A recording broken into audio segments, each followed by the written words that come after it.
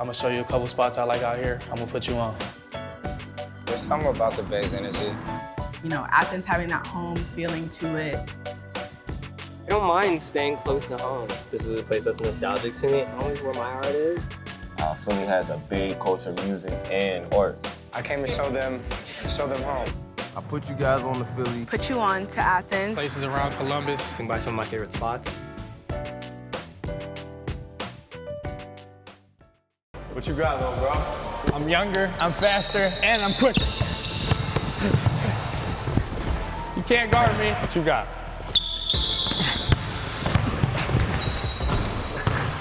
You got a little better. Still a little bro, though. On this roster. Being that Jim Boeheim is your dad, you have some things to live up to. Syracuse coach Jim Boeheim, 17 NCAA tournament wins. Who on Syracuse is tasked with hitting those big shots? Boeheim. Buddy Boeheim. My brother has helped me get that competitive edge. Super competitive. Boeheim versus Boeheim. And the ability to elevate. Seriously. Yep. I came back home to play for Syracuse. Announced that he would transfer from Cornell to Syracuse. Buddy, he's the best shooter in the country, and we're going to compete really hard this year. He's a smart player. We play well together. Give him an inch. He takes it all. I'm Buddy Boeheim. I'm Jimmy Boeheim, and I'm about to put you on Syracuse.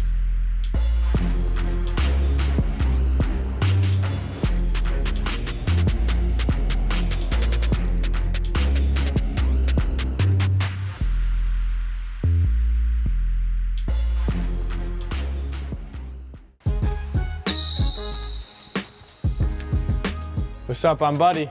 What's up, I'm Jimmy? Welcome to the home gym. This is where it all happens.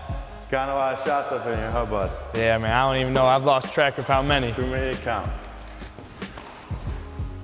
I don't even have to look. I know what's going on. No misses either. Not here. Coming from my dad, he always said, you know, do whatever you want. You don't have to be a basketball player. I chose it because I love it. You know, going to NCAA tournaments, cheering on the orange, yelling, screaming. My childhood was pretty much Syracuse basketball. So originally coming out of high school, you know, I just don't think I was quite ready to play at that level. Cornell was perfect. You know, they did a lot for me over the last 4 years, and by the end of it, you know, I was ready to move on to the next step.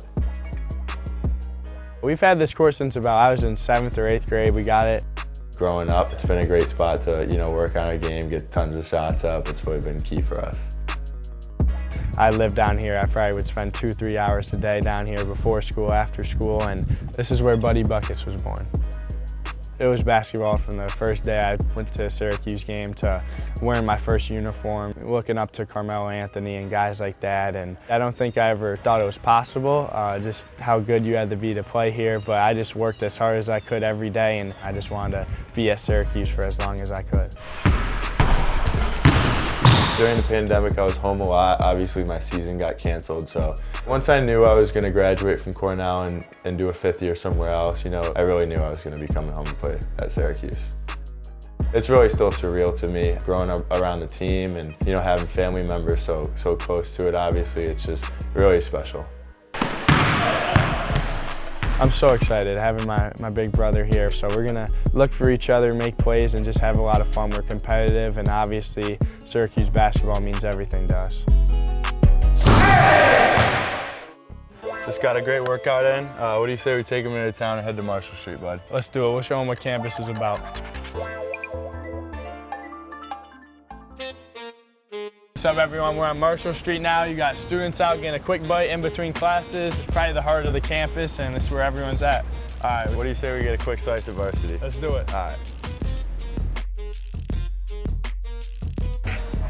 Appreciate it. What are you about to get? I'm gonna go with a classic cheeseburger with ketchup, side of fries, and then maybe a slice of pizza. How about you? Can't go wrong. I'm probably gonna go chicken Caesar wrap. A little healthier, maybe. Yeah. Got practice today. A lot of good food spots around the city, and spots like varsity is always fun. Ever since I was a kid, after practice, going to varsity with my dad, those places truly mean a lot to me.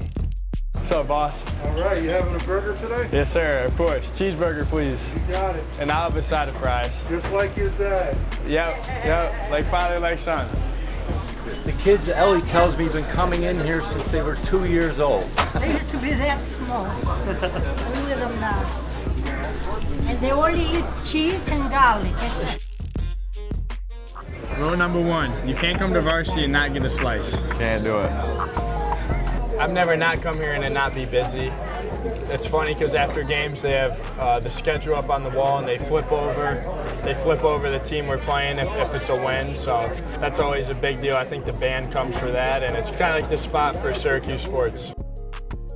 I know the answer to this already, but are you ready? How you feeling so far? Yeah, I mean, I can't wait. You know, haven't played in over a year with the season getting canceled, so you know it'll be really fun. Obviously, I've played in the dome 3 times now, but it'll be cool to be on the good guys' side, I guess. Yeah, obviously you're a great addition. I think we got a good group of guys, and I think the schedule this year is pretty tough early on, so that's going to be exciting. And I mean, that'll be really cool. Obviously, like you said, coming out of the gates with a tough schedule, but you know that's what we want. We want to compete. We want to play against the best. So you know we'll have to be ready out of the gate, and it'll be a lot of fun. Yeah, ready for the season. We play Cornell this year, so how's that gonna? Is that gonna be a little weird? That's gonna be a weird one, man. It's gonna be kind of like playing Syracuse for the first time with them. You know, those guys are my family over there too, but you know I have that one circled too, so it'll be a fun one. What do you think about the coach? You like him so far? Or? Yeah, I don't know. I'm still getting used to this guy. I don't know. He's interesting. This coach Boeheim. Yeah, you'll get around him. He's one of the best in the game, if not the best. So yeah, I'm excited for sure. Thank you, sir. Appreciate it. Have a good one. Last stop of the day, Manny's on Marshall.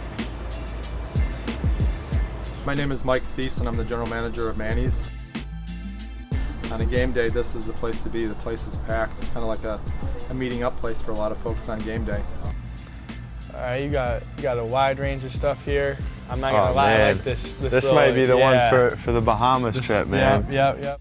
On game days, you can kind of feel something's different. You know, you see a lot of orange. Feels like the city shuts down, especially for a big game. Everyone's talking about that game. They're getting ready for it. Going to Manny's before games and bringing friends there from out of town to get some Syracuse gear. You can feel the hype, and there's nothing like it. I think when you have 30,000 people in a stadium for basketball, you don't even see that in the NBA.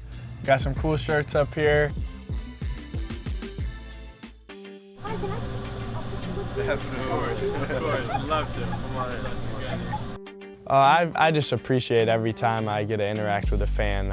It means so much to them. Syracuse basketball means everything to them. They're at every game. We have the best supportive fans in the country. So every time I see someone or interact with a fan, I make sure they leave with a smile on their face, a picture, an autograph, whatever it may be. But just make sure I care about them and truly want to know a little bit about them and know how they're doing.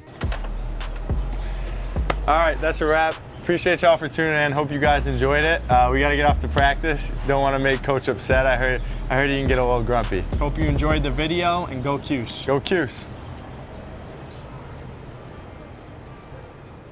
Coming up next. Yeah. Lincoln was. Yeah, wasn't he pretty tall? Lincoln was about 6'4", 6'5". You and Lincoln are probably about the same size. Yeah, we got something in common. Yeah.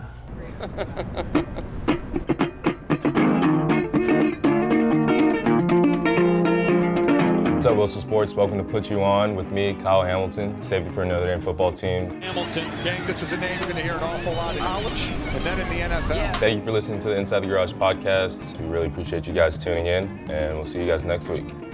What people should know about South Bend is that there's 100,000 people here. It's not like it's like a barren wasteland. Let me show you around town a little bit. All these fancy things might help us get away. The majority of your time is your only price to pay.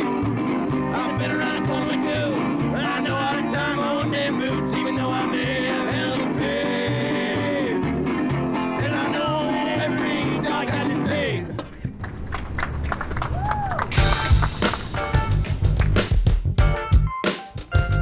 So you saw my house, saw the podcast. Now let's go play some golf at Hackers. We're at Hackers in Michigan, just about a 5-minute drive from my house, which is close to the border. 10-minute drive from campus.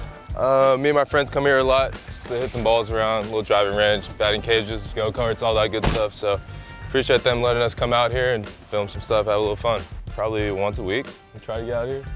I think golf helps me with football just in terms of getting my mind off it, because when I come out here and golf, it's just like, kind of leave all the football, film stuff, academic stuff behind and just chill for a little bit, kind of reset my mind. Grew up in Atlanta, was actually born in Greece because my dad was playing basketball over there. I was born in Crete. It's a little island off the coast. So moved around to Italy, Israel, Russia. Came here when I was 3. Tiger's my favorite golfer. We both kind of got that Blasian aspect to us. So he's black and Chinese, I'm black and Korean. So kind of identify with him somewhat in that area. Obviously, it's a Black Lives Matter bracelet and all the social injustice stuff that's been going on in America over the last summer and even till now. Just something that always reminds me, and like I wear it in the games and wear it all the time. So just always remind myself it's bigger than me at this point, and so just gotta represent myself and represent my people in a good way. What drew me to Notre Dame was Notre Dame has that unique experience where academics is a huge part of football players' lives. I think we're all coming here for the same reason. I mean, we want to play top-notch football and get a great degree. So my first year was tough in the sense that it's tough for everybody else. I mean, not even just football players, but students. At the same time, kind of adjusting, not being at home and finding your friend groups and stuff like that. Luckily, I had the football team, so I kind of got a head start. My first play at Notre Dame Stadium, I can't really tell you much about it because I honestly don't really remember it. It was like a surreal moment, and when I got the interception on my first play and got a pick 6, I was like, I'm in the end zone. My celebration was horrible. Like, I didn't know what to do. And I jumped up and hit Dalen Hayes, who's like 270, and he knocked me on the ground, and they all had to pick me up and were cheering for me and stuff. But no, it was crazy. And my dad was like crying in the stands. My mom was like going crazy. So that was a pretty dope moment and a good way to start my career, I guess, yeah. That's a wrap. We hit some balls, broke a sweat, a little hungry now, so we're gonna go to the Lauber, get some grub. Let's do it. So we're here at the Lauber. We're me and my friends come to get food, talk a little trash, and just hang out. So let's do it. I think I've had something different every single time. I've had pizza, it's good. Their burgers are really good. I haven't had anything here that I don't like yet. The vibe is very relaxed. Everyone always comes here for just a good cocktail. The patio's amazing, inside's amazing. It's just very low-key and just a good spot to come to. All right, what are you thinking, man? I'm gonna do the burger with pickles and ketchup only and lettuce, no cheese. Side of fries okay? Side of fries okay, and you can have the burger cooked medium well. Gotcha, thank you. Yep. Yeah, I'd never like cheese. I only like cheese on pizza, but pretty weird about that. Now this is kind of a spot me and my friends go to just to chill. It's right downtown, so good little area and pretty cool aesthetic to it, so it's pretty cool. That is. All right, sweet. Thank you. Everything looking okay so far? Yep, perfect. No, like you see my burger, it's just pickles. I like what I like. My friends call me bougie, but I guess that's just their opinion. It's really good. The bun is crispy, they cook the bun. The fries are really good too. I probably get this every single time I come here, just because I eat what I eat. I'm bougie. I think NIL, to me, means that there's more freedom to the players. We get a little leeway in what we can do and who we can deal with, and give us more opportunity to get our names out there and make some money and also interact more with the fans. So I think it's a win-win on both sides. I think having my own merch line gives me the opportunity to give fans like some products that they would love to wear that I would not have had the opportunity to put out prior to NIL being passed. And I also think kind of gives me a sneak peek of managing like expenses and like overhead costs that I wouldn't really know of. Another thing that I'm interested in doing down the line is like teaching financial literacy to like inner city kids and families, honestly, because taxes and like saving your money and credit and all that stuff, it's like a really prevalent thing in your life, like whether you want it to be or not. I think that these kids aren't really getting the teaching that they need to, and even the parents too. So maybe one day if I have the outreach, I could do that as well. Just finished up at the Lauber, got some good food in me. Let's go check out some cars South Bend has to offer.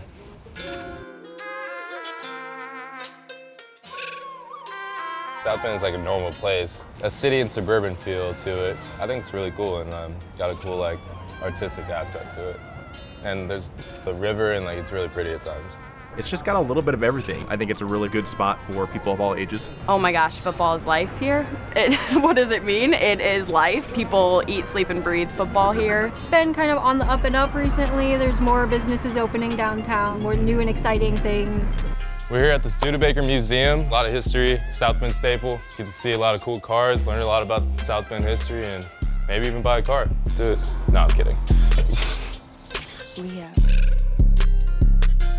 Well, this all started when two brothers opened a blacksmith shop in downtown South Bend in 1852. And by the 1880s, they are the world's largest manufacturer of wagons and buggies right here in South Bend, Indiana. Wow. But our presidential carriage collection, the world's largest, this is the carriage Lincoln took to Fort Cedar the night of his assassination. Oh, wow. Is that life size? Yeah, Lincoln was wasn't pretty tall. Lincoln was about 6'4", 6'5". You and Lincoln are probably about the same size. We got something in common. As we get up into the automobile era, Studebaker first built electrics. I'm sure the Rockney name is familiar to He was also a part-time Studebaker employee. He started working for Studebaker in the mid-20s in the sales department, and he was like kind of a cross between a celebrity spokesman but he also in the off-season was working for Studebaker. I have my eye on that one. Can I drive it? Let me talk to my manager. I'll see what we can do for you. Appreciate you guys hanging out with me today, going to driving range at Hackers, going to the lab to get some grub, and come to Studebaker Museum to see some cars, and go to thekylehamilton.com to get some merch, and Inside the Garage podcast coming out twice a week in the fall. Kyle Hamilton, safety, University of Notre Dame. Appreciate you guys watching Put You On. Peace. Coming up next. Houston has a really dense musical history, and like it's places like this that make you appreciate the local spots that are around town. What do I like about Houston? Besides the fact that it's home and like a familiar place that like anchors me down, I feel like there's so much change that's happened in my life. Moving out from the nursing career and into working into music feels like I still have a place to call home. And it's a different energy from a place like Austin or like Los Angeles or New York. It has its own energy for sure. I feel like a lot of people have wanderlust and they want to like venture out as soon as they've graduated high school. I've never really had that desire. I don't mind staying close to home. Home is where my heart is. What's up? I'm Keshi. I'm a recording artist from Houston, and I'm gonna put you on to some of my favorite spots that I used to go to.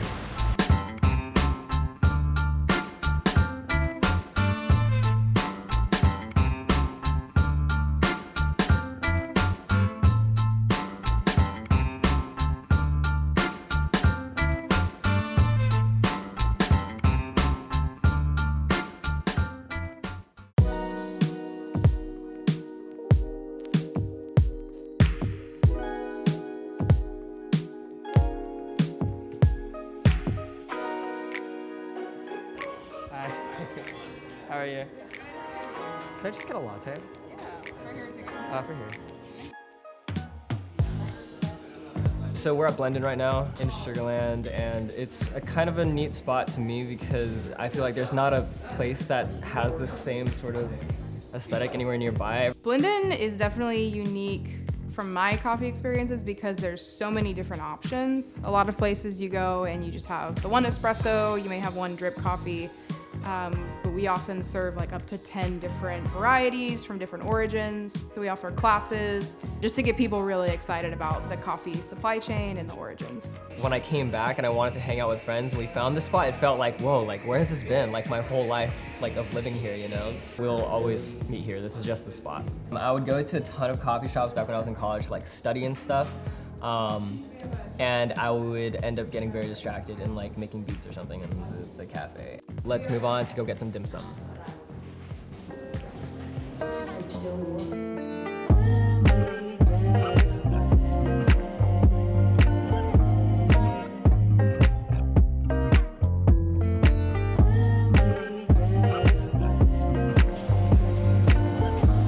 Dim Sum King. This is a spot that I used to come to a lot when I was a kid growing up with family, friends, big extended family would come and sit at the big tables and everything.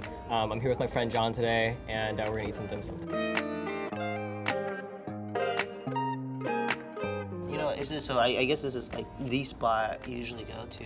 This is a place that's nostalgic to me and a place that I actually like grew up going. You know that I moved here in Houston like 4 years ago, so I'm not necessarily familiar with what Houston used to be like. So do you think this place has changed? Oh yeah, it's changed a bunch. All right, let's do it again, Let's go into it. Have you seen this? Have you done this before?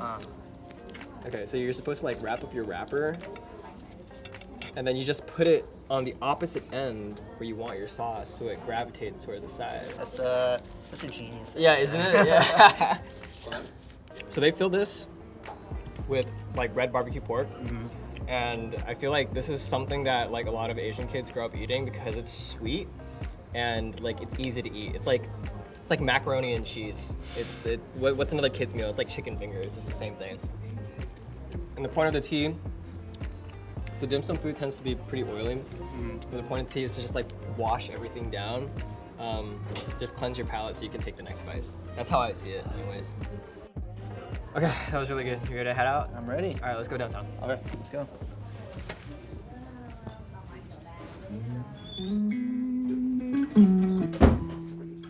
We are at Fuller's Guitar. I've got my last 2 guitars from here. They've been so good to me here. I love them so much. We opened in this location June of 1994. Music scene actually over the years has changed quite a bit, but it's been strong and then it's not been strong, and it fluctuates. In the old days, it was really strong. Not so many guitar heroes now as there used to be, so, but Houston, as far as creative juices, I mean, we've got a lot of really talented songwriters and a lot of talented performers here. Music influences growing up were definitely John Mayer was like the biggest one when it comes to guitar and sensibility, songwriting, melody, everything else. Combining that with like a newfound love for R&B when I was like in college, so like Drake, Bryson Tiller, I started falling in love with like combining the two. So that's where we have Keshi. It's about finding the sweet spot between my like main influences and like trying to put it in my own way, you know, having my own spin on it. I was looking specifically for the OM like it's the John Mayer signature acoustic by Martin, and so this was the only place nearby that had it, so I swung by to come and play, and I felt like I wasn't expecting to love it. I was expecting to think that it was like overpriced or overrated. I played it for like 10 minutes and I was just in disbelief of how much I love the sound, so I had to buy it then and there. And because I had that opportunity to come here and visit the shop, I just fell in love with it. Houston has a really dense musical history, and like it's places like this that make you appreciate, you know, the local spots that are around town rather than just going to like the big stores where it doesn't feel like anyone really cares about helping you. And the selection here is crazy. Like I love all the things that they have here. Like it's just like a candy store for me.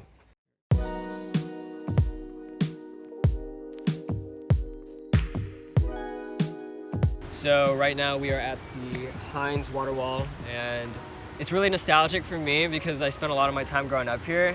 So over yonder behind is where my grandparents used to run a dry cleaners store. And every summer when I was really little, like too little to stay at home, my mom would drop us off at my grandparents' store, and they'd watch over us while we played GameCube in the corner, my brother and I. And we would actually come out like after lunch, and we would always play on this lawn. There's even like a little sundry store, convenience store little thing where it was owned by a Vietnamese lady, so like she would give us free snacks sometimes too. Good memories. We'd get chicken minis in the morning, every morning, and we would eat it every single morning. The dry cleaner store is not there anymore, which is sad. It's like a little food store that's not even being used right now. Thank you guys so much for watching. Make sure the next time you guys are in Houston, swing by some of my favorite spots.